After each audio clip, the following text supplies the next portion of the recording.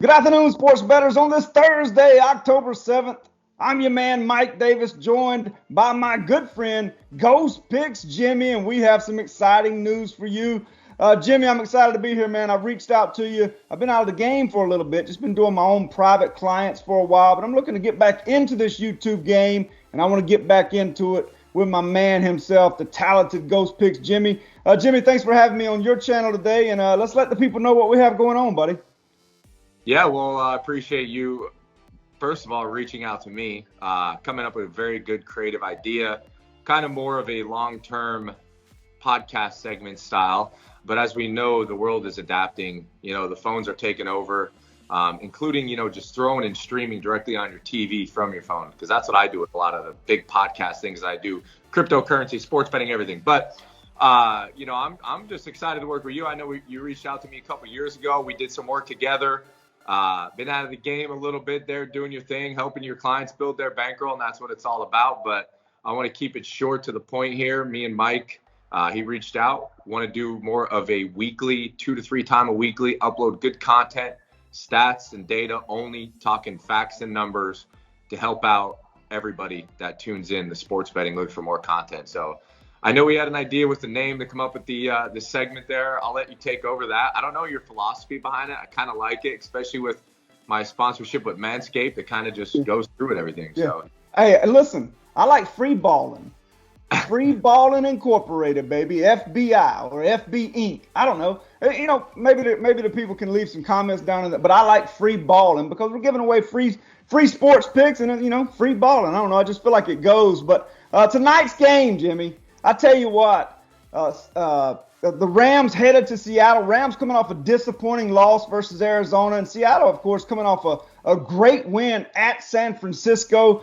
This line opened with Seattle -1. Currently, it's around Rams -2, 2.5, with a total of up from 53, 54, 54.5. Get your thoughts. I think you want to give the folks a side wager, and then I'm going to give everybody a huge prop bet coming up in just a minute. Yeah, obviously Thursday games are very heavily wagered games that are, have some relevance to watch it. It's not just, it's not just the spread here. This is the fantasy leagues coming in. This is everybody loading up. Super high total. I think the highest total besides the Cowboys and the Giants, Buffalo and Kansas City as well. But, super high total here. Aerodynamic to the T. Both passing defense is atrocious. I mean, I think Seattle ranks third to dead last against the pass. And like you kind of said here already, the Rams had a tough loss against Arizona. And I think it was kind of showing their identity a little bit. Rams are good holding the lead. A couple weeks ago, I had the Rams to beat the Buccaneers that game, and it was a situational style game. Not only was the line a little bit off, didn't match some of the metrics we had, but we just knew that the Rams were ready to host Tom Brady, right? They were ready. It was a great spot for them. Brady's doing all of his Instagram stuff and has everything ready, and the Rams welcome the Bucs with nothing but everything they have, right? Yeah. Everything they had.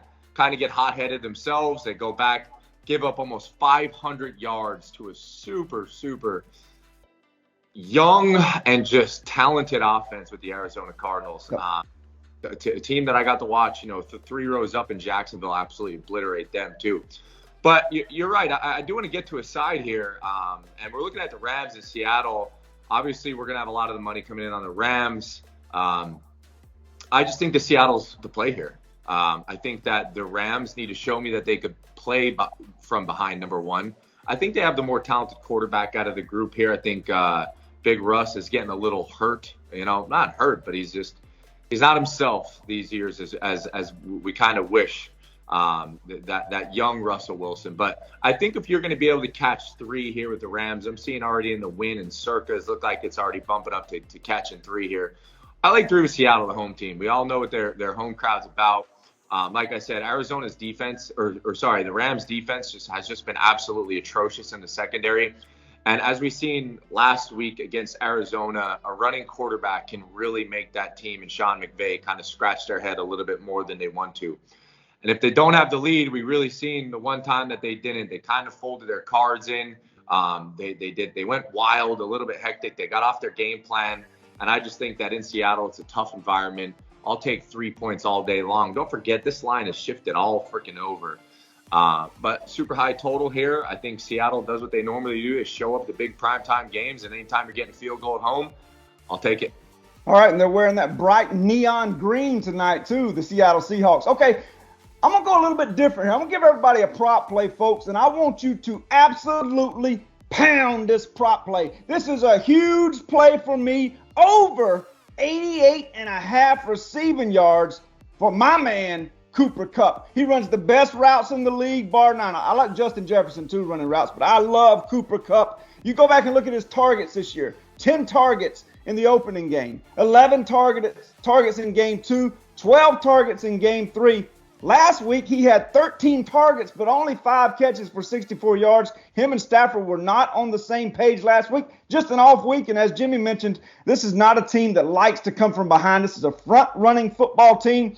I like Cooper Kupp tonight to go over 88.5 points. Over 88.5 yards. Listen to what the Seahawks D has allowed to number 1 receivers. First week, they played the Colts. Colts really don't have a true number 1, so I'll throw that game out. Second week, they played the Tennessee Titans. A.J. Brown banged up early in that game. They allowed 6 catches for 128 for Julio Jones.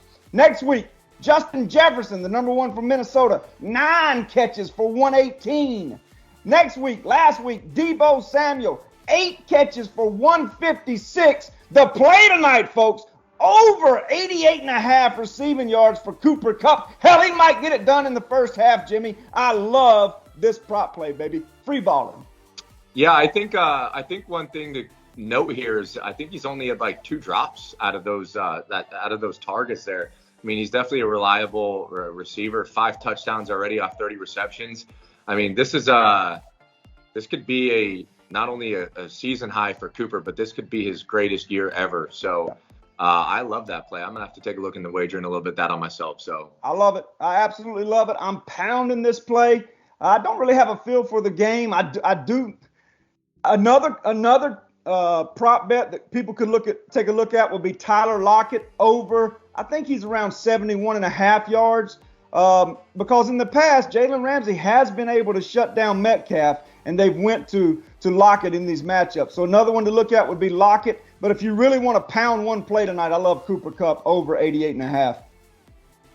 All right, well, free balling, kind of a hip fire in episode 1 getting done in the books. And to give you guys a little bit more insight before we sign off here is we're looking for more content, get you guys stats and numbers out there. Obviously, we're going to have a better recording style. We wanted to go, day 1, week 1 with this, just the hip fire, straight at you. Let you guys know that free balling's coming hard at you guys, and make sure you guys subscribe to the YouTube channel. We're going to try to get 2 to 3 videos a week, transitioning from the week, the Thursday games into the Sunday games, and obviously postseason baseball as well. So, Mike, another great video recording with you. I appreciate your insight as always, and I look forward to another banger with you. Love it. Goes Pigs, Jimmy. Free balling, baby. Let's get it. All right, guys. Subscribe to the YouTube channel. Good luck. God bless. Grind on.